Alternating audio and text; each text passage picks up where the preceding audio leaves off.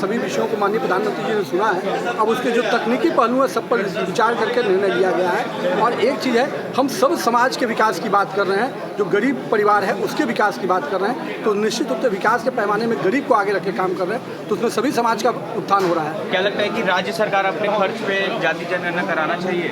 अब ये तो भविष्य का फैसला है, लेकिन अभी तक ऐसा कोई निर्णय नहीं लिया। मेरा नाम है निखिल, आप देख रहे हैं न्यूज़ फॉर नेशन।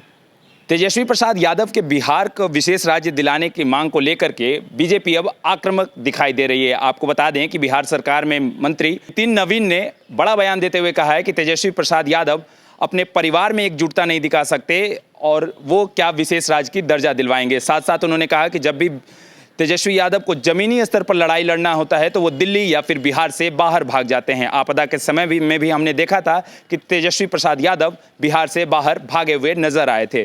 साथ ही साथ कांग्रेस में शामिल होने को लेकर कन्हैया कुमार, जिस तरीके से आज कांग्रेस में कन्हैया कुमार शामिल होने जा रहे हैं, तो उन्होंने कहा कि अगर कांग्रेस भारत मुर्दाबाद के नारे लगाने वाले लोगों को शामिल कर रही है तो कांग्रेस का विनाश पूरी तरीके से तय है। क्या कुछ कह रहे हैं नितिन नवीन, सुनवाते हैं। हाल ही में अभी कल ही मालूम हुआ कि कांग्रेस अपने पुराने सीटों को छोड़ रही है, और जब जो कांग्रेस के प्रदेश अध्यक्ष कौन होंगे या प्रभारी कौन होंगे उसका पता ठिकाना नहीं। उस कांग्रेस में कौन व्यक्ति ज्वाइन करता है या करता है, जो नैया ऐसे ही डूबने वाली है उसमें अगर कोई सफ़र कर रहा है तो वो अपना भविष्य समझे कि उसका भविष्य क्या होने वाला है। और जो व्यक्ति सफ़र करने जा रहा है उस व्यक्ति का इतिहास क्या रहा है, जो भारत को के मुर्देबाद के नारे लगाता हो, उसको कांग्रेस अगर पुरस्कृत कर रही है तो कांग्रेस के अंतिम दिन और अंतिम समय तो आ ही गया है। एक सवाल है कि जेडीयू ने यह स्पष्ट कर दिया है कि अब बिहार को विशेष राज्य दर्जे की मांग जो है वो केंद्र सरकार से अब नहीं करेंगे।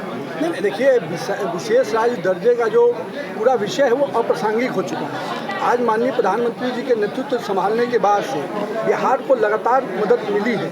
आज सड़क के क्षेत्र में जो 54,000 करोड़ का पैकेज की घोषणा माननीय प्रधानमंत्री जी ने किया था, आज 1,17,000 करोड़ के काम चल रहे हैं। स्वास्थ्य के क्षेत्र में आप देखेंगे तो आयुष्मान जैसा योजना लाकर हर गरीब गुरबा को इलाज कराने का 5 लाख का बीमा दिया गया। आज वैक्सीनेशन जो एक बहुत बड़ा आपदा आया उसमें केंद्र सरकार ने राज्यों को दिल खोल के मदद किया, जहां स्वास्थ्य के क्षेत्र में हो और साथ में वैक्सीनेशन के आज पूरे देश में फ्री वैक्सीनेशन ड्राइव दे रहा है। 80 करोड़ परिवारों को, गरीबों को 6 महीने का मुफ्त राशन दिया गया। तो ये सब तो विशेष सहायता तो केंद्र की सरकार दे रही है। और अब माननीय प्रधानमंत्री जी का और माननीय नीतीश कुमार जी का जो सोच है कि हम बिहार को अग्रणी राज्य बनाएं, उसमें अब बिहार को आत्मनिर्भर बनाने की बात है।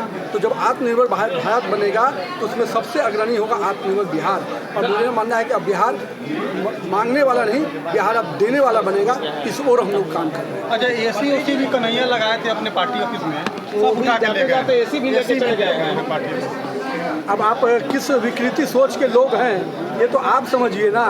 उनका जो शुरुआत है, जो भारत के मुर्देबाद के नारे से जो शुरुआत करने वाला व्यक्ति हो, उसको कांग्रेस अगर पुरस्कृत कर रही है तो ये कांग्रेस इटालियन कांग्रेस है। ये कांग्रेस जो आई इसके नाम से जानी जाती थी, तो इंडिया की कांग्रेस नहीं, ये इटालियन कांग्रेस है। कुशेश्वर स्थान और कितना एनडीए तैयार है, लगता है कि नहीं, हमारी पूरी तैयारी होती है। गठबंधन पूरी तरह से मुस्तैद होकर दोनों ही सीटों पर विजय का पताका फहराएगा और इसके लिए संगठन के स्तर पर भी तैयारियां हैं और सरकार को भी अपनी योजनाओं को, विकास का जो पैमाना हम लोगों ने स्थापित किया है, केंद्र और राज्य ने मिलकर उस पैमाने को लेकर हम लोग चुनाव में जाएंगे। पर तेजस्वी यादव दावा कर रहे हैं कि उन चुनाव की सीटों पर महागठबंधन की ही जीत होगी। नहीं, दावा तो करने में उनको कोई दिक्कत नहीं है। दावा तो कई चीज़ों पर करते रहते हैं। कल के डेट में कहे थे कि 40 की 40 सीटें जीतेंगे, एक में भी खाता नहीं खोल पाए।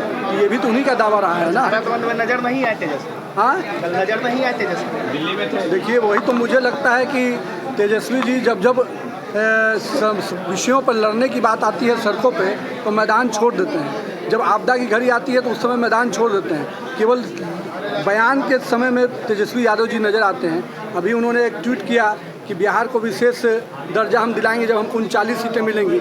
मेरा ये मानना है कि पहले परिवार के लोगों को समाहित कर लेंगे तब ना।